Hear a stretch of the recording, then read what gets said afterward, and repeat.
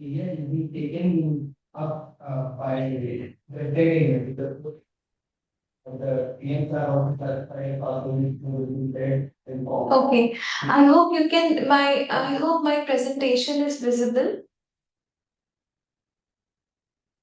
Yes, And ma'am. okay, thank you. Much, based on yeah, so we are going to discuss about AI assisted academic writing. I think this topic is very important for faculty members as well as for students because both engage in academic writing and faculty members also need to check whether what student has written is AI assisted, is it ethical, is it following some ethical guidelines or not, right?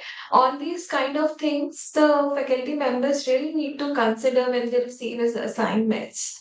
So basically, how can we take students to use AI for academic writing in a way which is ethical, in a way that doesn't hamper their cognitive development also.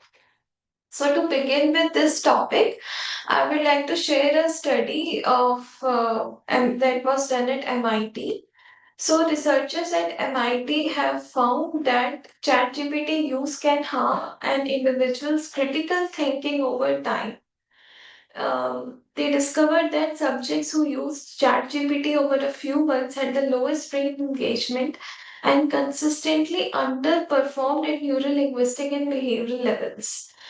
So that is why it is very important. So given this context, like how ChatGPT, if one engages it for writing papers, for writing several articles, then it can really hamper the cognitive development, right? So how can we retain our critical writing and critical thinking, critical reading skills? That is the question. So, to understand AI assisted academic writing, we must understand what is critical thinking, what is critical reading, and what is critical writing, right? So, let's say we give a prompt to, let's say we give a prompt to, let's say, ChatGPT or any other AI to write a paper for us, right? And suppose it has written a paper, or like if a student submits their assignment to you, which is in the form of a paper or a review paper or a research paper, and you need to comment on it, right? How you can pick where is the bias, right? Because it was most probably the student would have used AI, but nowadays they use some humanizing softwares also so that whatever content the AI brings, they can humanize it. So how to have caution? So first of all, let's understand what does reading critically mean. So reading critically mean that we ask certain questions while we read. So, what is active reading, first of all? So, active reading is like when we go through the articles and we highlight some of the points that we think are important, right? That's what we have been doing since school days also. But what is critical reading? When we read read a paragraph, let's say of a paper, we question its assumptions. Like if there is, let's say, a claim is there of any blanket statement is there, like ultra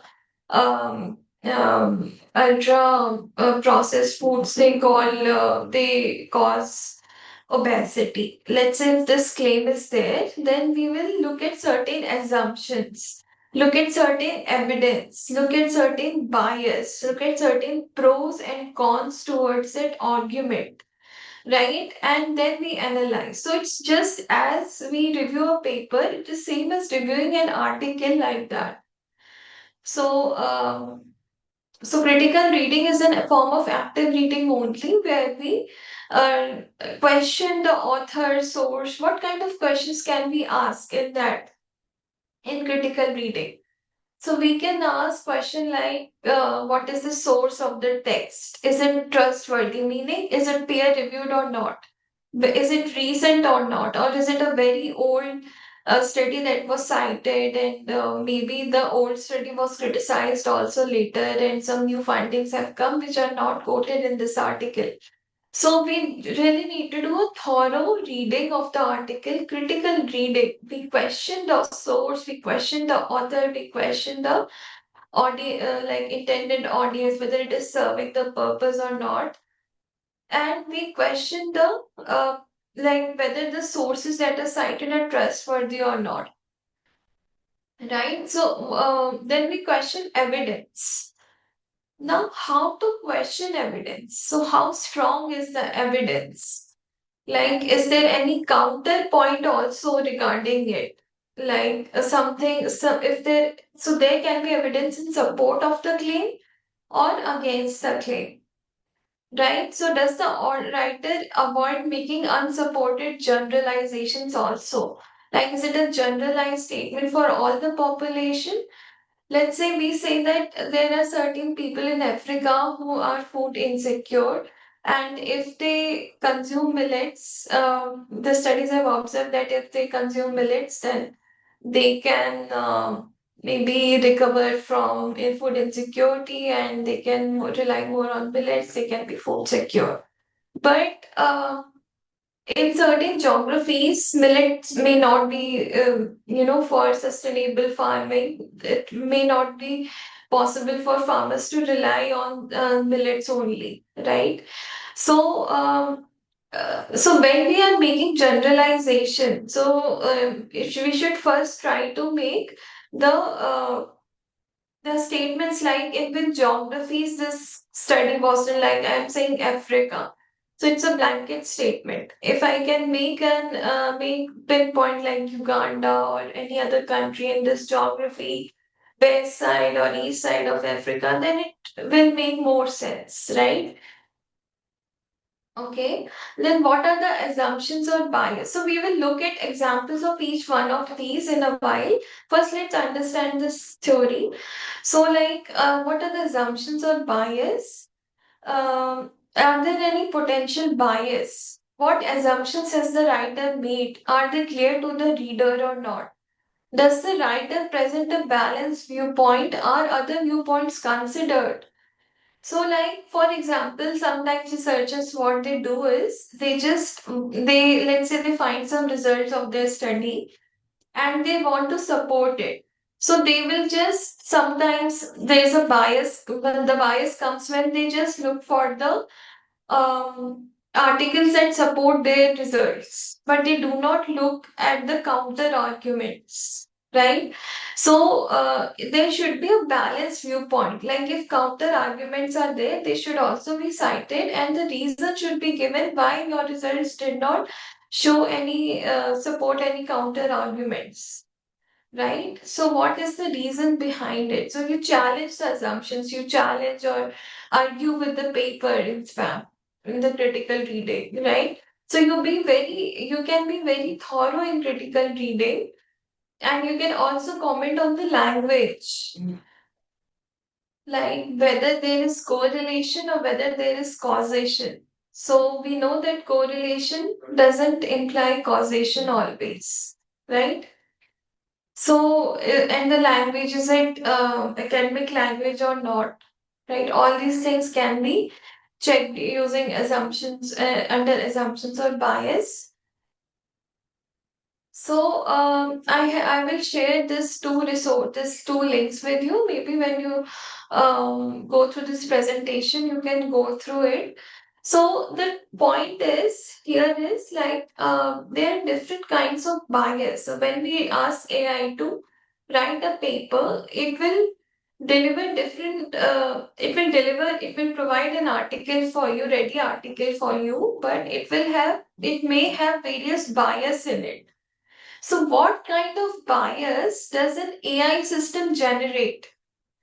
So, for example, in case of hiring, healthcare, or policing, treat certain groups unfairly. So, like for example, uh, like we know that usually men are there in policing kind of jobs, right?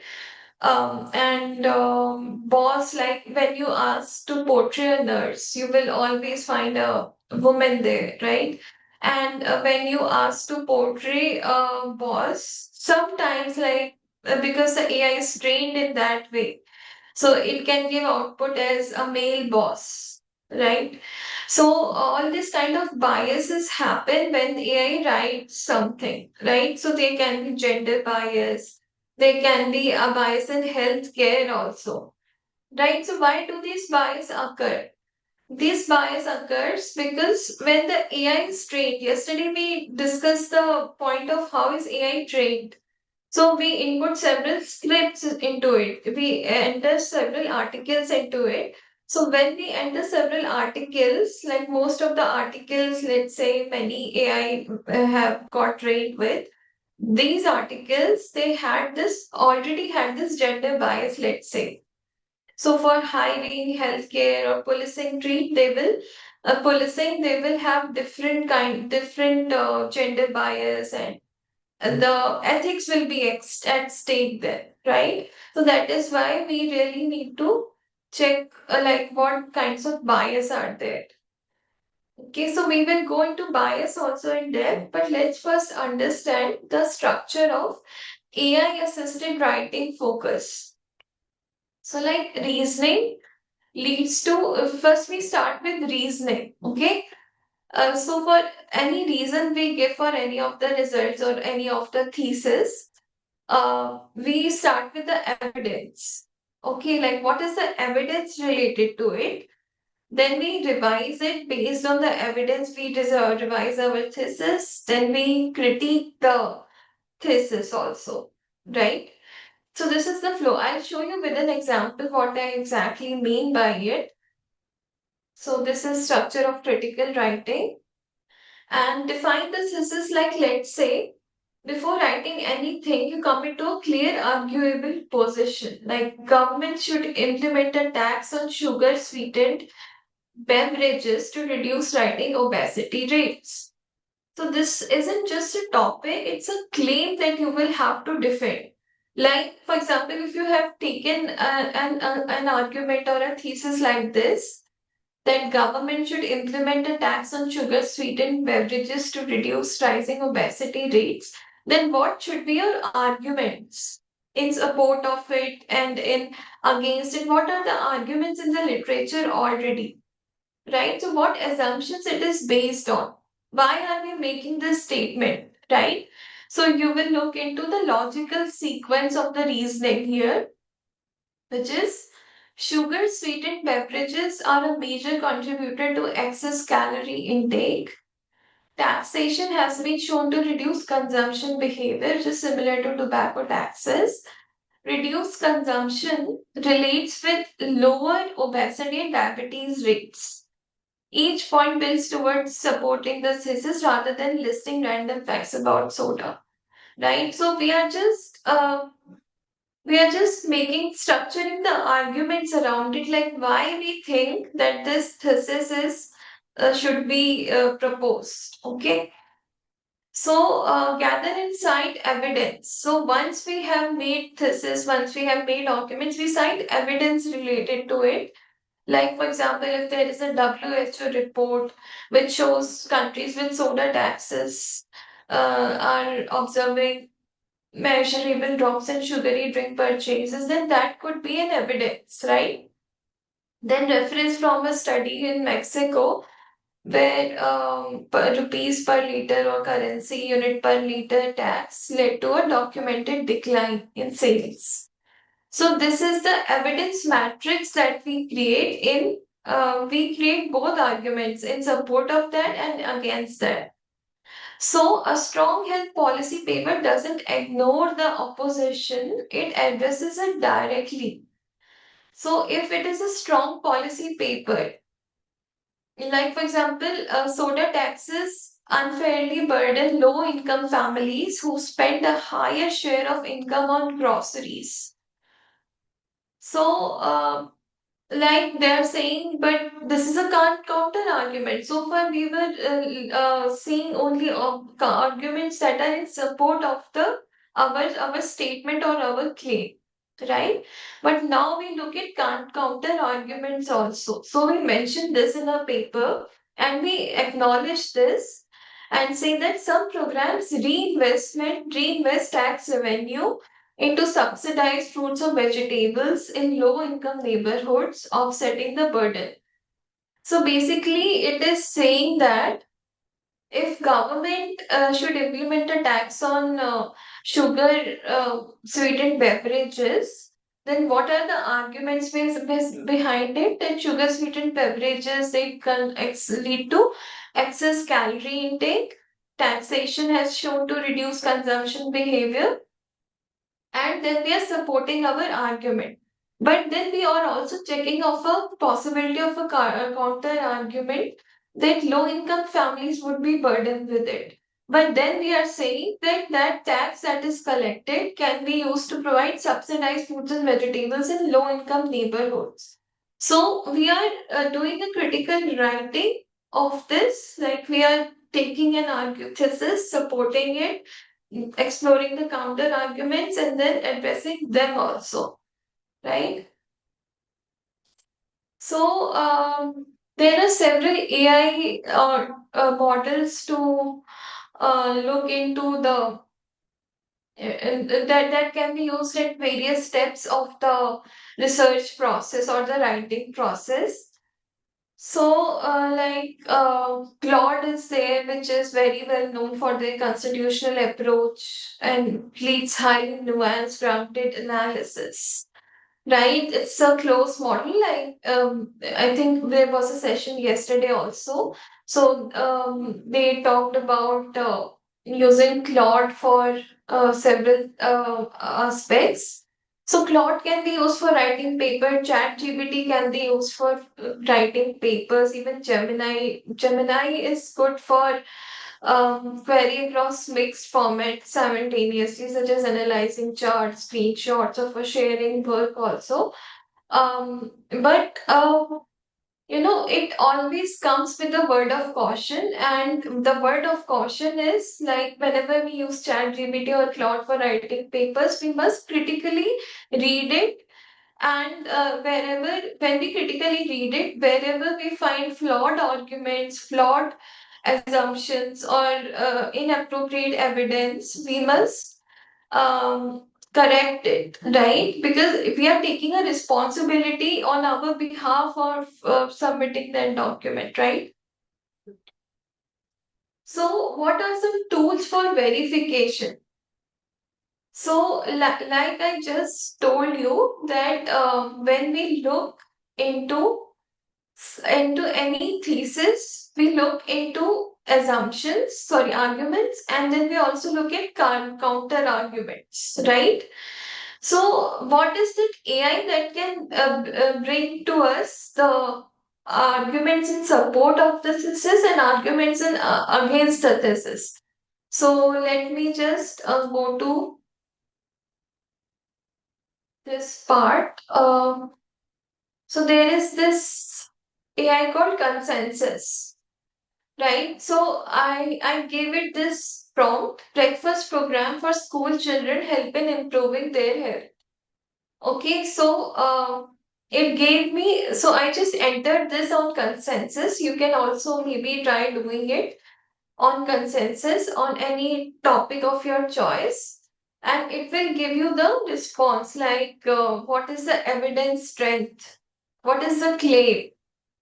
So the claim is school breakfast programs increase participation and tend to improve diet quality, reduce hunger, especially disadvantaged children. Okay, and so this it is telling that the evidence is strong in this case. The moderate evidence is there are effects on BMI or obesity, attendance, and academic performance are mixed. Mixed as in some geographies it is very high, and in some geographies it is very low.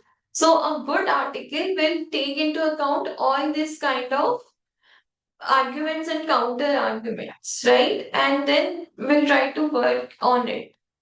Like for example, we can say that it works in the developing countries, or works in underdeveloped countries, or works in developed countries, like depending on the geographies that are there, right? So when it shows mixed effects, it also tells you what are the mixed effects on weight and broader outcomes. So this is the use of consensus app. Okay, I'll just put it in the chat.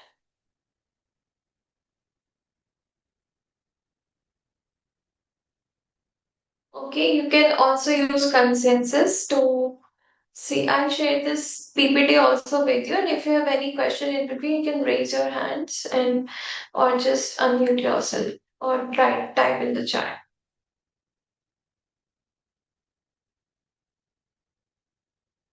Yeah. So consensus helps us to get arguments in support as well as arguments in with that are counter arguments. Right. So, whenever we are dealing with any claim, we can use consensus to find an argument in support or against it. Right. So, and then there is cite also.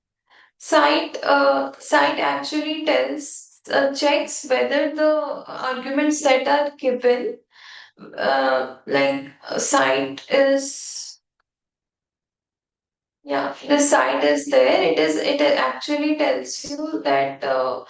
Whether the argument that is given, it just synthesizes the evidence, and it checks the fact, like when you're citing any paper, does the argument comes from that paper or not, right? Because sometimes what some authors do is they just cite the articles, and the claim may not be or the argument may not be directly coming from those articles, right? So it will help in that thing also, resolving that problem also. So, what are the tools for verification? Like when we get any assignment or something, or if we draft our own paper using AI, we must use consensus and cite to see like whether citation support or contrast claims, right? And summarize findings from scholarly literature also, right? So, individually, we can go like whatever site shows the papers, like whether there's a specific paper which supports it, supports the argument. We can individually check in that paper also whether it is actually there or not, whether this argument is actually there or not. Okay. So let's look at one example based on public health brief. Let's say we are writing a public health brief on school breakfast programs. So we start with a claim that school breakfast programs improve children's concentration and grades. So we look into peer-reviewed studies, journals like Journal of Health. And let's say if a student has submitted such article and he has mentioned 1985 study there, and when there is a meta-analysis done in 2023, we must prioritize studies actually about school-aged children, not adults. So we should read key passages instead of skimming the abstract, read the actual results section. Like, did grades improve and by how much? We must question it in this way. Like if grades improve in what geographies, in how much, in what conditions, in what environment, in which situation, for which kind of students also, right? And instead of just skimming through the abstract, we must look at the exact statistic from the result section. Okay, 12% improvement in math scores, and along with author, year, journal name, so that it can be cited accurately, right? So draft in your existing writing tools. So Microsoft Copilot in Word, outline, draft, and integrate with citations. Okay, so I'll tell you how we can use Microsoft Copilot to just summarize any paper, understand any paper. So let's say I just want to open Google Scholar. This is my Edge Edge platform browser. So I'll just type Google Scholar here. and go through various articles that are there, right? So, like, I can look into the question of breakfast, um, breakfast meals at school help in improving food security levels of children. Let me search this. So it's for a proper search, we must look into Google Scholar instead of only Google's, because it will give Google Scholar will give various kind of papers list. Some peer-reviewed articles will be more in Google Scholar search. So I get, let's say, this paper. I try to open this. Okay. So hidden behind a paywall. So maybe let me open this one.